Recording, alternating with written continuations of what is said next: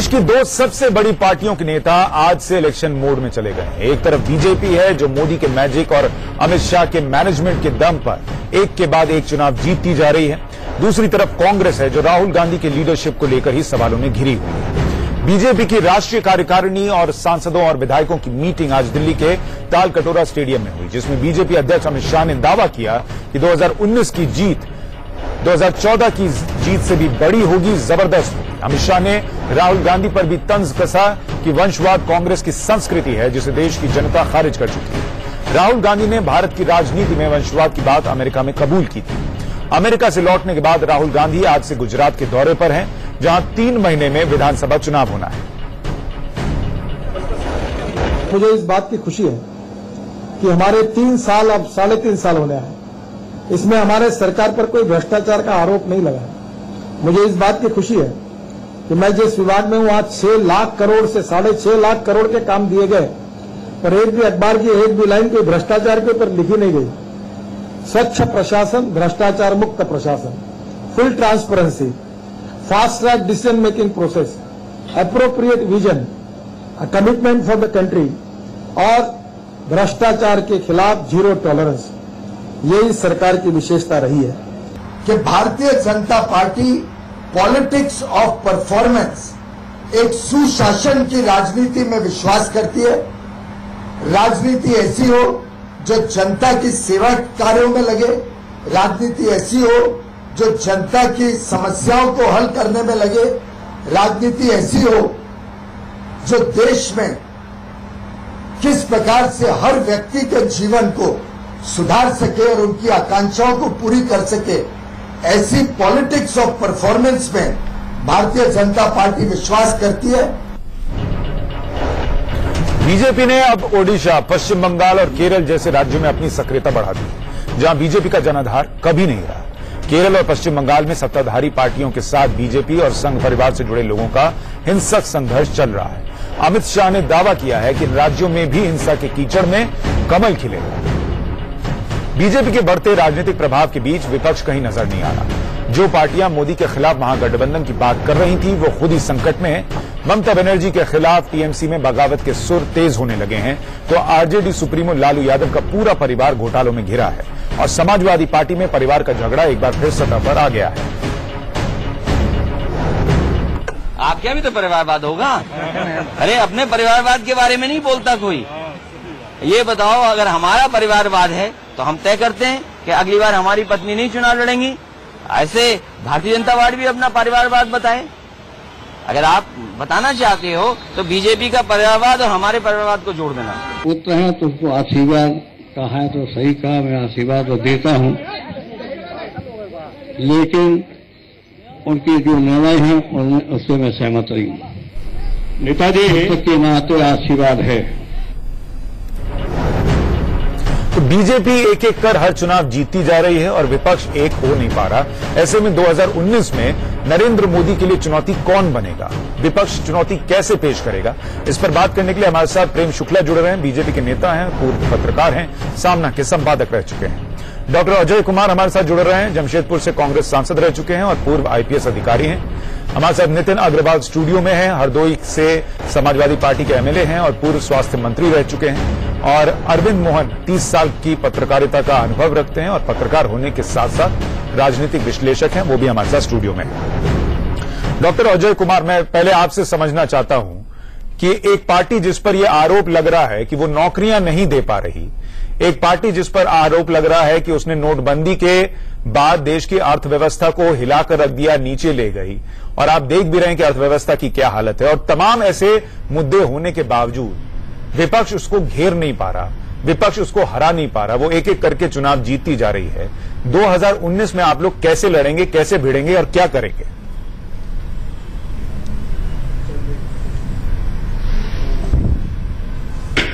सुशांत जी, जब मैं आपकी रिपोर्ट सुन रहा था, मुझे ताजुब हो रही थी कि जिस तरह से आप पेश कर रहे थे कि भारतीय जनता पार्टी कितनी मजबूत पार्टी है। अगर आप हाल में देख लीजिएगा, हो सकता है कि दिल्ली विश्वविद्यालय के चुनाव आपको बड़े चुनाव ना लगे। गुड़गांव का चुनाव का रिजल्ट अभी जो है, गुड़गांव में जो है म्युनिसिपैलिटी इलेक्शन जो हुआ था, उसको बड़ा आपको बड़ा नहीं, अगर आपको जो विशेष नहीं लगे, यदि बाकी जगह पर, लेकिन जिस तरह से इस देश में हवा जो बह रही है, ये सच्चाई है कि मोदी जी ने पिछले 3 साल में जो है लोग की उम्मीद थी, बट अब जो है मोह भंग हो रहा है। और आप आंकड़े बता दीजिए ना कि अमित शाह जी बोलते हैं गवर्नमेंट ऑफ परफॉर्मेंस, जीडीपी जो है 5.7% तक गिरकर आ गई है, इंडेक्स ऑफ इंडस्ट्रियल प्रोडक्शन गिर गई है, बेरोजगारी जिस तरह से बढ़ रही है इस देश में, आप थोक महंगाई बढ़ रही है, चालू खाते का जो घाटा जो चल रहा है उस तरफ जो जिस तरह से बढ़ रहा है, तो अभी जो जिस तरह पहले 3 साल हनीमून पीरियड था, अब लोग को जो ये समझ में आ गया कि भाषण ही मेरा शासन है। नहीं सर, पर 3 साल सर 3 साल किस सरकार का हनीमून पीरियड रहता है? लीजिए किसान, और ये आंकड़े और नोटबंदी की विफलता आप लोगों ने यूपी चुनाव के वक्त भी गिनाया, आपने उस वक्त के तमाम चुनाव के वक्त गिनाया। अब आप लोग अगर डीयू के चुनाव तो सुशांत और लोकल चुनाव को ये मान के बैठ रहे हैं कि बीजेपी की हवा कम हो रही है, तो मतलब बीजेपी खुश होगी कि कांग्रेस इस स्तर पर आ रही है कि वो राष्ट्रीय स्तर पर नहीं, राज्यों के स्तर पर नहीं, वो लोकल चुनाव और डीयू के चुनाव पर अब बात कर रही है। नहीं आप सुशांत जी नहीं, दिक्कत क्या है कि अगर पंजाब का भी चुनाव देख लीजिए, जनता जो आप कहते वहां पर जो भाजपा भारतीय जनता पार्टी अकाली दल की हार हुई, अब माहौल बदल रहा है। गुजरात का देख लीजिए, आरएसएस वाले से पूछिए जिनका रिपोर्ट क्या बोल रहा है, और असलियत आप बताइए। ठीक है, विपक्ष कमजोर है, सब चीज है, मोदी जी ने पिछले 3 साल में किया क्या बताइए? सीमा जो असुरक्षित है, जवान मर रहे हैं, किसान मर रहा है, युवा मर रहा है, विकास दर खत्म हो गई है, पैसे नहीं है। अजय कुमार साहब, मैं तो यही पूछ रहा हूं कि जिस पार्टी को, जिस प्रधानमंत्री को आप कह रहे हैं उसने 3 साल में कुछ नहीं किया, वो 3 साल से चुनाव पे चुनाव जीत रहा है, और अब गुजरात चुनाव में भी वो दावा कर रहे हैं कि वो जीतेंगे। क्या गुजरात चुनाव आप हरा देंगे उनको? आप कह रहे हैं कि इतनी जनता का मोह भंग हो गया, हनीमून पीरियड खत्म हो गया, तो आप लोग गुजरात चुनाव जीतने जा रहे हैं?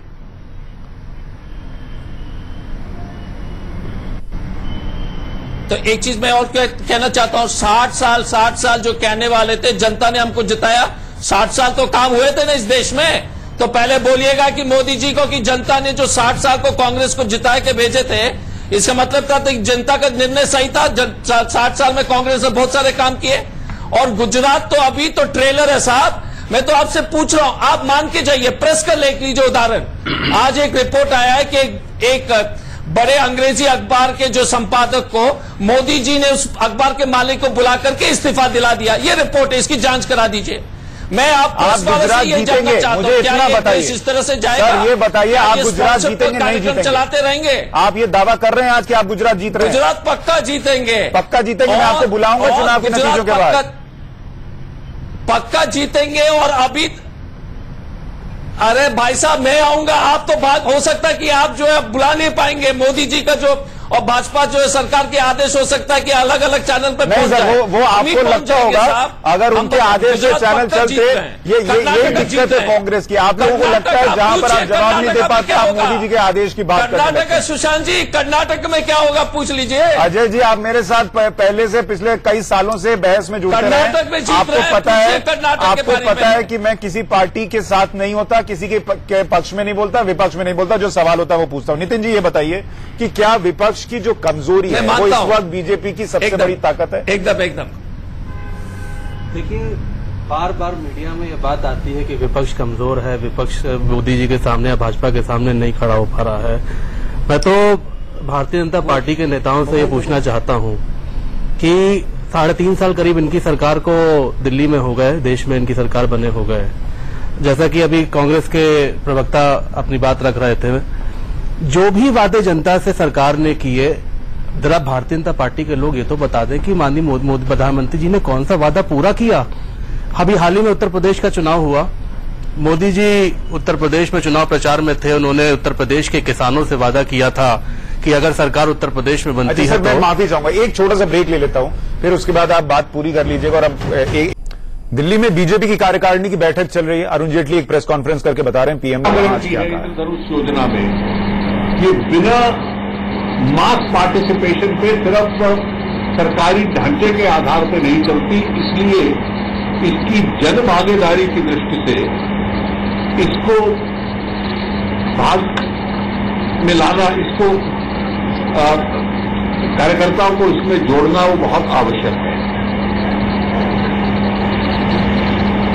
विपक्ष का उन्होंने जिक्र किया दो संदर्भों में।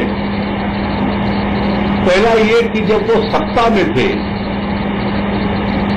तो सत्ता उनके लिए उपभोग था, वो उपभोग की साधना थी, और इसलिए विपक्ष में कैसे रहना है ये उनको समझ में नहीं आ पा रहा।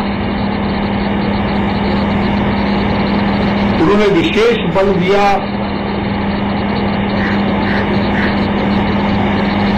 कि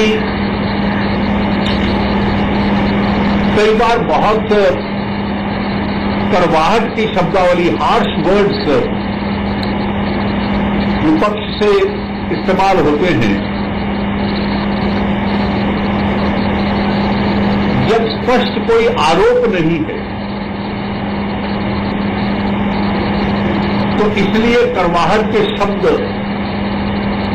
उसका विकल्प नहीं हो सकते। Harsh language cannot be a substitute for any substantive charge against the government.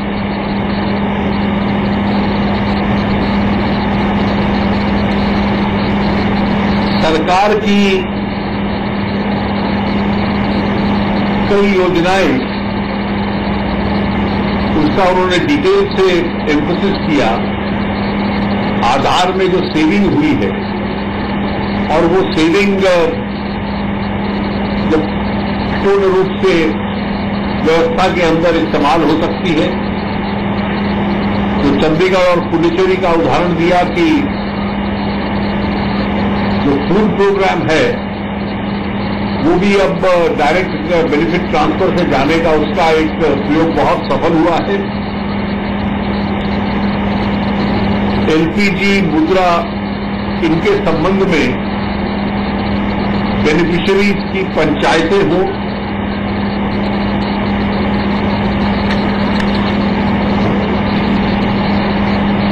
उन्होंने ये भी संकेत दिया कि आज शाम के अपने 6:30 बजे के एक कार्यक्रम में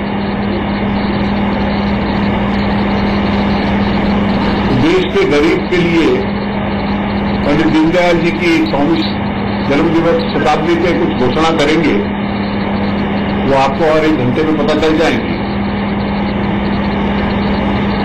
और इसलिए दो अंत में इंपॉर्टेंट विषय उन्होंने आतंक के खिलाफ पार्टी की लड़ाई टेररिज्म के खिलाफ चलती रहेगी। 90 हार्डकोर टेररिस्ट वो हैं जो दूसरे देशों से हम लाएंगे, और अन्य ज्यूरिसडिक्शन जो है, अन्य देश जो है, इसमें आज भारत के स्थान की वजह से इसमें सहयोग कर रहे हैं। भ्रष्टाचार के संबंध में उन्होंने कहा कि my battle against corruption is uncompromising, और कोई भी इसमें पकड़ा जाएगा वो इसमें बचेगा नहीं। और इसको एम्फसाइज करते हुए उन्होंने एक वाक्य इस्तेमाल किया, that I have no relatives.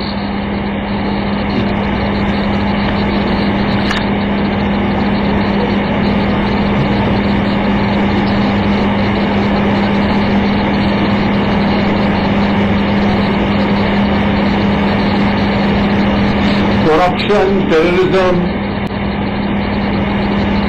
और जन भागीदारी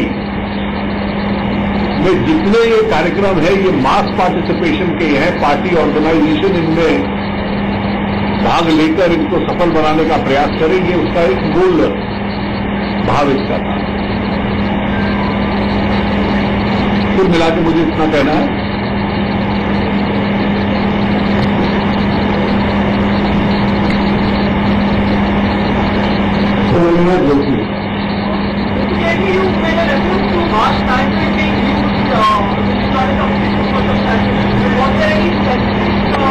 So that's all. I'm only paraphrasing what he said. Another thing is, So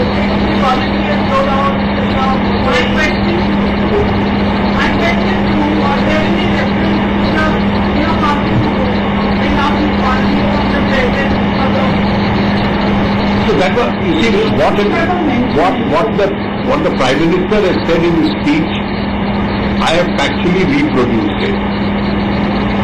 There was a resolution, there were speeches and resolutions, there was party president, etc. It is separate.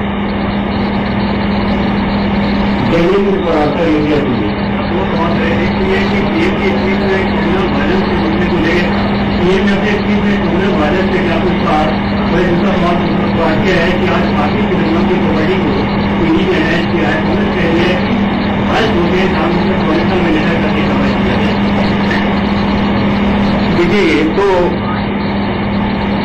एक कानूनी प्रक्रिया है और ये कानूनी प्रक्रिया कानून के हिसाब से चलती है। इसकी उनके पास जिस किसी को इसकी शिकायत है वो रेमेडी है, इसकी रेमेडी प्रेस कॉन्फ्रेंस तो होती नहीं है, इसी तो कानून में रेमेडी है। कैशबैक तब होता है कि अगर कानून में उनको लगेगा this is the profit of crime. Sudhir Thakur sir, आपने यहाँ पे प्रधानमंत्री ने कहा कि भ्रष्टाचार को लेकर के जीरो टॉलरेंस ये सुझाव है, वार्निंग जो कि एक्सटेंडेड कार्यकारिणी थी, बहुत सारे कार्यकाल विधायक तो वार्निंग है या सुझाव था? ये रिटरेशन है उनके फंक्शनल स्टाइल का।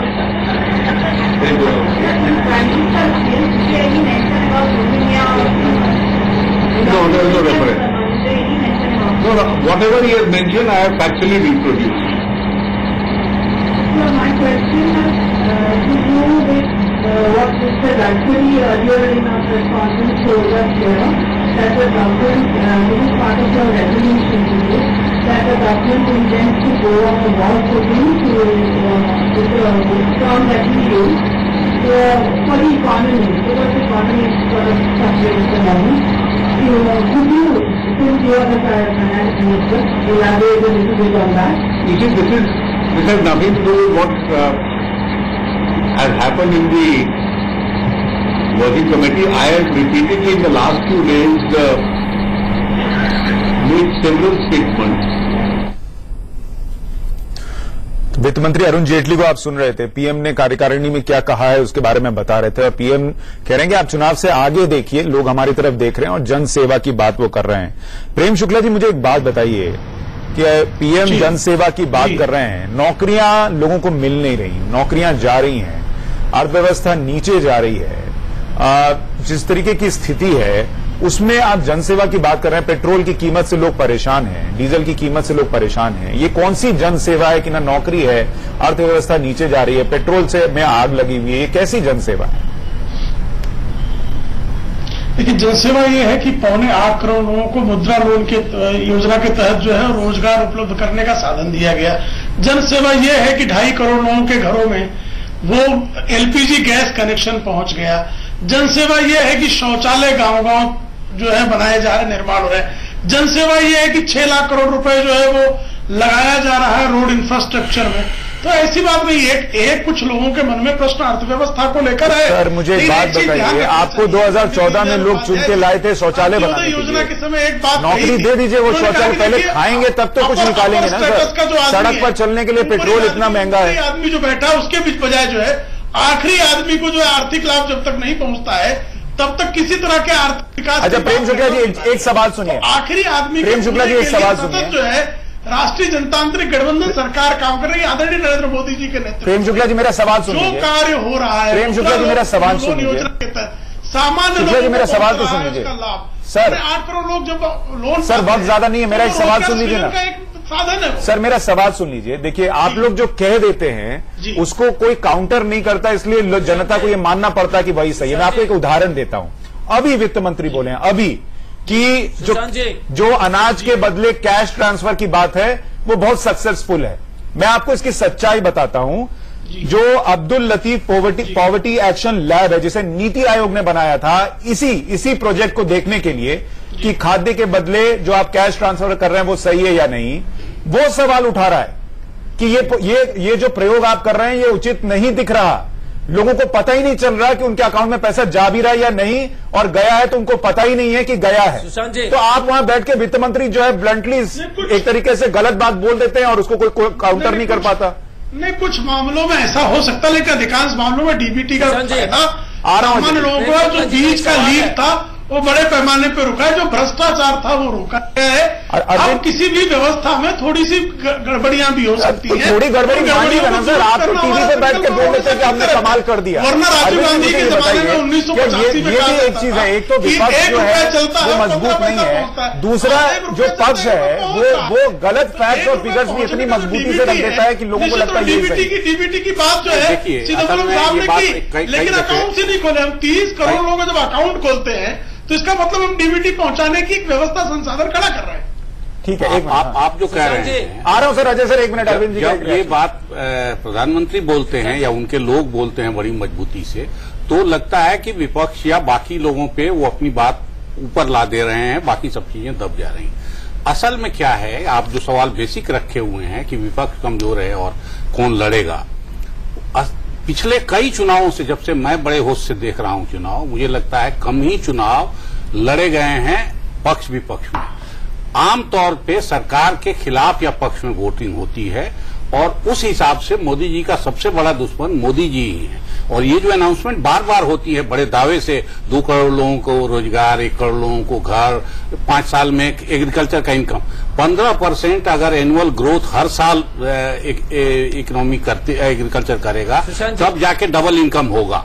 दुनिया में आज तक कहीं 15% का 5 साल लगातार ग्रोथ नहीं हुआ है। अपने यहाँ 15% क्या कहो, 1% ग्रोथ का कोई काम सरकार ने नहीं किया। सिर्फ जुबान से कह देना कि हम इनकम 5 साल में डबल कर देंगे, तो यही चीजें भारी पड़ने वाली हैं अगले चुनाव में। मोदी जी कामकाज जैसा भी कर रहे हैं। अजय जी, आप लोगों के पास तो इतने आंकड़े हैं, जो अरविंद जी बता रहे हैं, मैं बता रहा हूं, ये आंकड़े आपके पास इतने सारे हैं कि अगर आप लगातार गिनाएं, सड़क पर जाकर लोगों को बताएं, तो सरकार के लिए मुश्किल होगा। सड़क पे उतरना तो पार्टियां भूल गई हैं, वही तो दिक्कत है। अजय जी बात पूरी कीजिए, फिर मैं जल्दी से एक रिएक्शन नितिन जी कर दूं। सुशांत जी,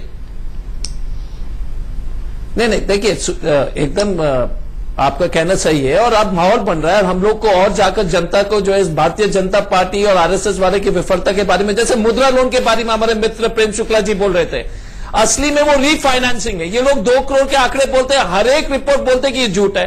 स्वच्छ भारत में हमने जो है निर्मल भारत अभियान में 22,000 करोड़ दिए थे, ये लोग 16,000 करोड़ देते हैं और बोलते हैं कि भारत स्वच्छ हो रहा है। अरे भारत स्वच्छ हो रहा है तो आप जाकर देख लीजिएगा कि स्वच्छ भारत अभियान का सफलता कैसा है। विकास दर खत्म है, बेरोजगारी खत्म है, किसान मर रहे हैं, और विपक्ष को, हम लोग को जनता के बीच में जाना और जाने की आवश्यकता है। लेकिन एक चीज मैं बताऊं, देश में माहौल बदल रहा है, और हमारी हो सकता है कि विफलता है कि हम पूरी तरह से इसको जो है पूरी तरह से, मेरे पास सर बात नहीं, नितिन जी बताइए, यही सारी बातें मुलायम जी और अखिलेश जी मिलकर साथ में जाकर जनता को समझाते तो वो आप लोग अपना ही झगड़ा खत्म नहीं कर पाए, और इसी का फायदा मिल रहा है बीजेपी को।